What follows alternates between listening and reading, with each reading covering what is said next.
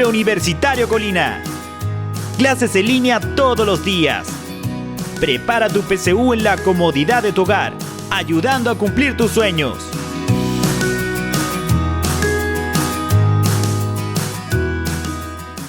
Muy buenas tardes. Hoy día nos vamos a enfocar en varios conceptos que tienen que ver con la unidad de soluciones. Acá podemos ver que tenemos la clasificación de la materia. Recordemos que la materia está constituida por átomos, pero tenemos dos grandes grupos. Tenemos las sustancias puras y tenemos las mezclas. En las sustancias puras nosotros podemos encontrar ahí elementos, por ejemplo, todos los elementos que están en la tabla periódica son una sustancia pura, el O2, el O3, ¿no es cierto? Pero siempre cuando nos referimos a elementos. Y también la otra rama que son los compuestos, o sea que son dos o más átomos distintos. Entonces dentro de las sustancias puras tenemos los dos grupos, los elementos y los compuestos. Dentro de este grupo tenemos las mezclas y dentro de las mezclas tenemos las homogéneas y las heterogéneas. Las homogéneas es cuando yo puedo ver a simple vista dos o más fases, o sea, puedo reconocer los componentes que tiene la mezcla. Y tenemos las mezclas heterogéneas, que son aquellas donde yo puedo reconocer, ¿no es cierto?, los componentes que tiene cuando no son miscibles. En cambio, en las homogéneas yo me puedo dar cuenta que son miscibles los componentes en él. También tenemos otro grupo que está dentro de las mezclas, pero es otra categoría, que son los coloides y las suspensiones. Las suspensiones, nosotros sabemos que son una mezcla que es heterogénea y que, por lo tanto, no son miscibles los componentes en él y yo puedo verlos a simple vista.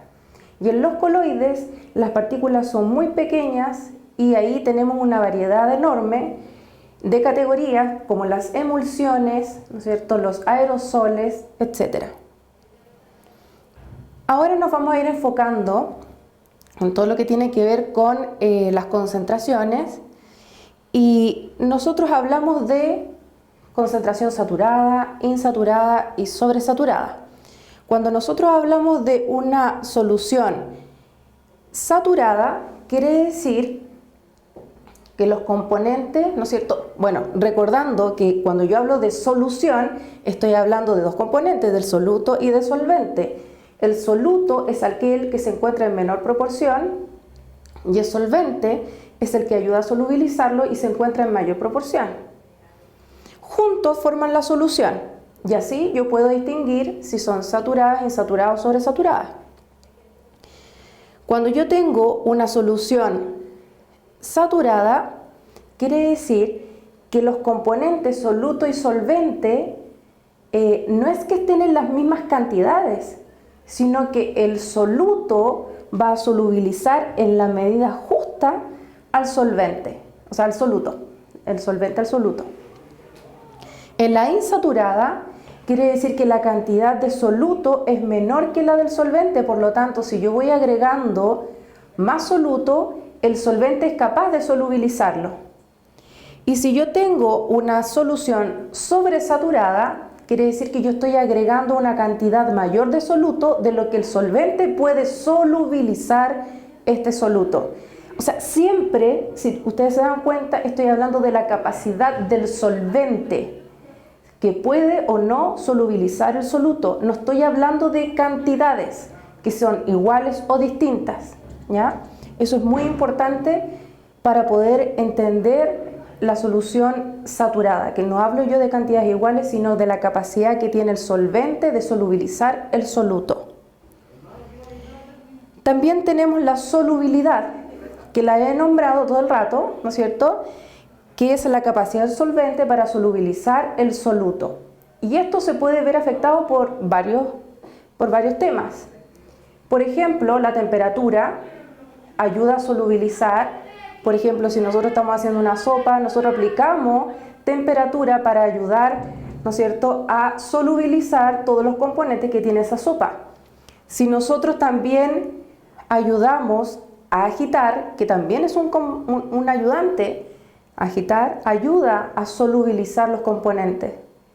El estado de división de las partículas también, entre más pequeñas se encuentren, también mayor es la solubilidad. La presión también. Todos ellos ayudan a solubilizar el soluto en el solvente. Después hay otro capítulo importante que tiene que ver con las concentraciones. Nosotros vamos a ver distintos tipos de concentraciones. Porcentaje masa-masa, masa-volumen, volumen-volumen, molaridad, molalidad. Todos ellos es muy importante porque estamos hablando de las concentraciones. Cuando nosotros hablamos de porcentajes es adimensional, por lo tanto no tiene unidad de medida. Pero si hablamos de la molaridad y de la molalidad, sí tiene unidades de medida. Y ahí vamos a ir viendo cuáles son, porque la molalidad es mol partido por litro. Y si yo estoy hablando de la molalidad, es mol partido por kilogramo. Por lo tanto, es muy importante cuando yo resuelvo el ejercicio, fijarme muy bien en las unidades de medida.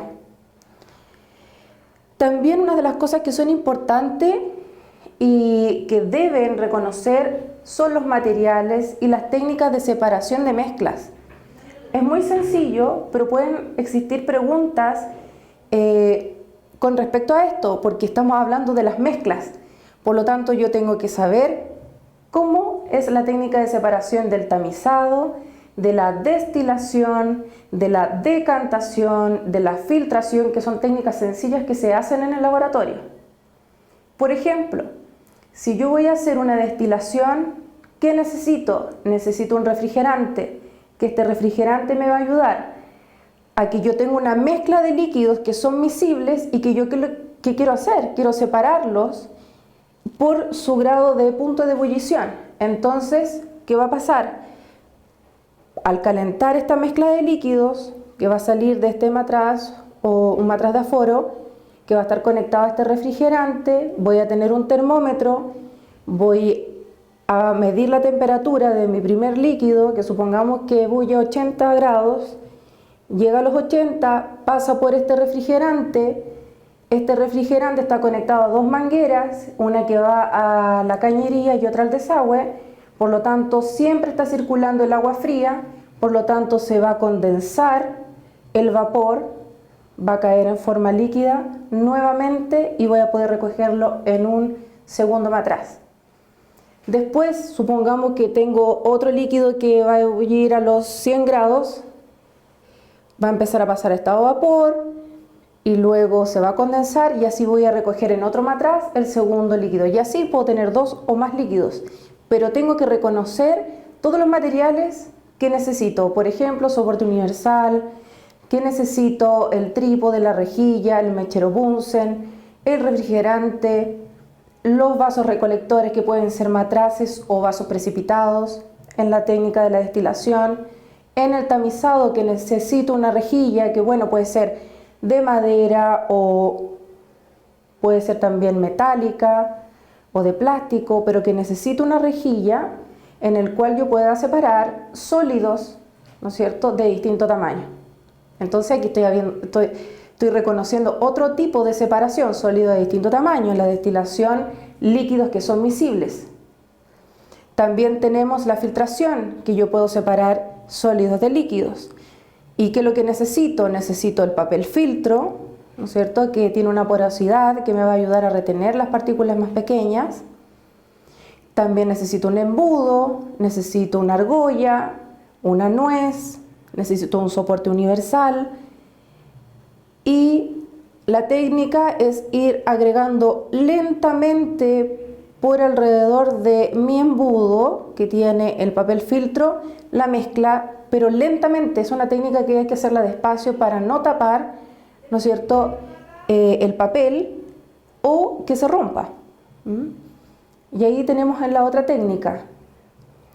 También tenemos la evaporación, que puedo usar un matraz, tengo un sólido y un líquido, quiero separarlos y evaporo todo el líquido. Entonces también con mucha paciencia tengo que ir moviendo suavemente el mechero Bunsen, calentando en forma homogénea, ¿no es cierto? Necesito el trípode, necesito la rejilla y sobre esa rejilla coloco el matraz con las dos sustancias, una sólida y una líquida, y lentamente voy moviendo y voy evaporando todo el líquido hasta poder hacer la separación. Entonces necesito yo reconocer todos los materiales de las técnicas de separación de mezclas. También en la decantación, cuando necesito el embudo de decantación, que es para mezclas que no son miscibles de líquidos. Entonces, por ejemplo, aceite y agua. Entonces necesito colocar este embudo en una argolla, en un soporte universal y abajo un vaso recolector, y lentamente voy abriendo la llave y de vez en cuando abro el tapón del embudo para sacar la presión, y así suavemente voy sacando el primer líquido, luego cambio el vaso y coloco el segundo y saco el aceite. Entonces ahí tenemos otra técnica de separación de mezclas no miscibles. Ahora nos vamos a enfocar a hacer algunos ejercicios que tienen que ver con las concentraciones. Acá tenemos un ejercicio que tiene que ver con dilución, o sea, diluir una concentración. O sea, voy a agregar, ¿no es cierto?, más solvente a la solución. Entonces, acá lo primero que tengo que hacer es reconocer los datos que a mí me están dando. Me están dando el volumen inicial, que son 800 mililitros, de una disolución 0,45 molar, o sea, me están dando la concentración de ese volumen, y luego dice que se diluye hasta llegar a un volumen final de 3600 mililitros. ¿Cuál será la concentración de la nueva disolución? O sea, de la disolución final. Entonces vamos a usar la fórmula. Para dilución, concentración 1 por volumen 1 es igual a concentración 2 por volumen 2. Hagámoslo. Lo primero que hago es detectar los datos. Hacemos una tabla con los datos, reconocerlos. Aquí está el volumen 1, la concentración 1, el volumen 2 y lo que me están pidiendo, que es la concentración final de la disolución. Coloco la ecuación y luego reemplazo y coloco todas las unidades de medida. Eso es clave en cualquier ejercicio de disolución. Necesito colocar las unidades de medida porque así yo voy viendo aquí qué estoy calculando en definitiva. Entonces, concentración 1 son los 0,4 mol por litro. Lo anotamos. Que es la molaridad por los 800 mililitros. Si ustedes se dan cuenta, acá en este ejercicio no es necesario transformar las unidades de mililitro a litro porque se van a ir las unidades. El volumen 2, que son, aquí, esta es mi incógnita, ¿no es cierto? La concentración 2, por el volumen 2, que son los 3600 mililitros. Esto que está multiplicando pasa al otro lado dividiendo. 0,4 mol por litro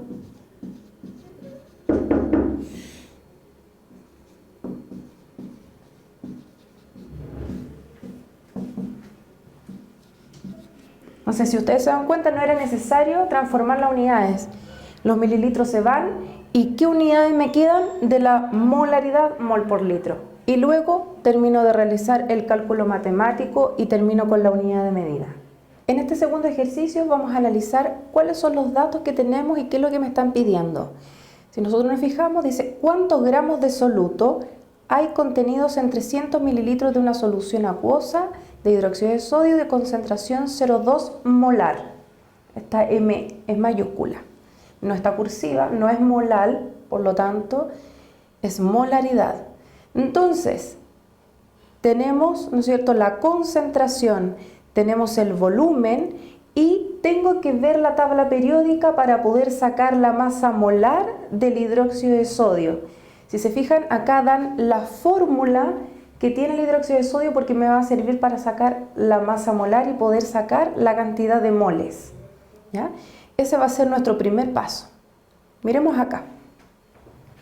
Acá tenemos las dos fórmulas que son importantes para resolver el ejercicio. Acá me están diciendo que molaridad es NDA volumen AB, o sea, los moles de soluto dividido en el volumen de la disolución. Y luego tenemos que los moles es igual a la masa dividido en su masa molar. Entonces, a mí me dan la concentración, que es 0,2 mol partido por litro. Y el volumen también me lo dan, que son 300 mililitros. Este volumen, que son los 300 mililitros, tengo que pasarlos a litros para poder, ¿no es cierto?, sacar la cantidad de moles. Aquí tengo que transformar la unidad de medida. Al obtener la cantidad de moles, porque se me van a ir las unidades de litro, me va a quedar la unidad de mol, la multiplicación, ¿no es cierto?, del volumen por la concentración. Para luego llegar a la masa, voy a tener la cantidad de moles y la masa molar. ¿Cómo la voy a sacar del hidróxido de sodio? Voy a tomar la tabla periódica, ¿no es cierto?, o voy a buscar en el documento, porque en la prueba, en la PSU, sale la tabla periódica, sale la masa atómica de todos los elementos que están involucrados en la prueba. Por lo tanto, tiene que estar. Va a tener usted la masa atómica del sodio, la del oxígeno y la del hidrógeno. Por lo tanto, usted va a sumar todas las masas atómicas que salen ahí en la tabla periódica. Yo por acá tengo una tabla y, por ejemplo, el sodio aproximando es 23, más la del oxígeno, que es 16, y del hidrógeno, que es 1. ¿Por qué? Porque hay un átomo por cada uno de los elementos. Entonces sumo todo y voy a obtener la masa molar del hidróxido de sodio, que serían 40 gramos mol.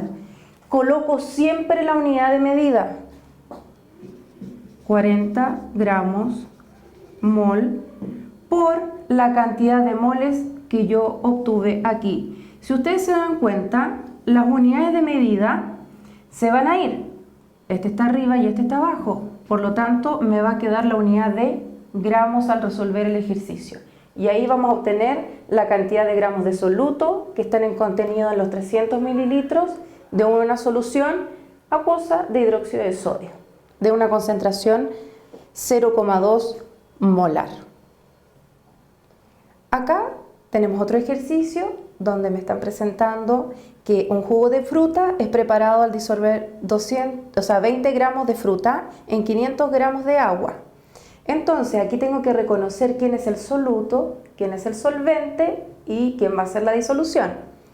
Entonces me están diciendo 20 gramos de fruta, ese es mi soluto, es el que se encuentra en menor proporción, y tenemos los 500 gramos de agua, que sería el solvente que va a ayudar a solubilizar este soluto, que sería B, que es el solvente. Y juntos A y B forman la disolución. Entonces todos esos datos a mí me van a ayudar para sacar el porcentaje masa-masa, que yo sé que es masa de soluto dividido en la masa de la disolución por 100. Resolvamos el ejercicio en la pizarra. Entonces, acá tenemos nuestra fórmula de porcentaje masa-masa, masa de soluto, que es A, masa de la disolución, que es A más B, ¿no es cierto? El soluto más el solvente va a formar la disolución por 100. Entonces, porcentaje masa-masa. Masa de soluto son los 20 gramos de fruta, dividido en la masa de la disolución, o sea, el soluto más el solvente, la fruta más el agua, los 20 más los 500.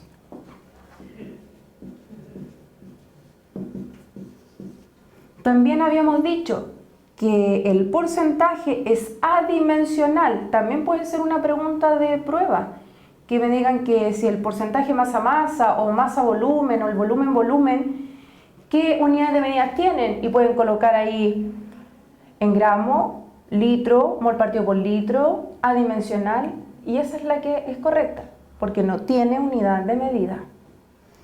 Entonces, la única operación que tenemos que hacer es la división y la multiplicación para poder sacar el porcentaje masa-masa del ejercicio. Entonces, esto es una parte de todo lo que hay que resolver. Hay una guía de ejercicio en el cual están involucrados el porcentaje volumen-volumen, masa-volumen, de dilución, también interpretación de gráfico, utilizar tablas. Todo eso también va a estar en el material complementario para que ustedes puedan trabajar, ¿no es cierto?, y ejercitar todo lo que tiene que ver con disolución. Muchas gracias por su atención. Hasta otro capítulo. Preuniversitario Colina. Clases en línea todos los días. Prepara tu PSU en la comodidad de tu hogar, ayudando a cumplir tus sueños.